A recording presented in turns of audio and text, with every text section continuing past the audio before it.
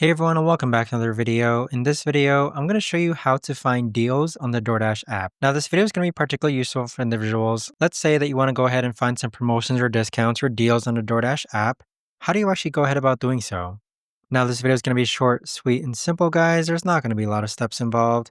Now, in order to do this, what you're first going to do is log on to the DoorDash app. Next, on the middle hand side, there's going to be a section called Deals, which you can click. So if you click on Deals, this is going to show us all the restaurants which have deals around our area. You could also filter it by deal type, so whether it's a deal type delivery fee or a discount deal type, and then you can click on view results. Additionally, if you go back and then click on the bell icon on the top right hand corner, you're going to see some different notifications here, but some of these will also be deals. So you can see here you've got a new deal, and then there's going to be more deals here, such as don't miss out on these deals.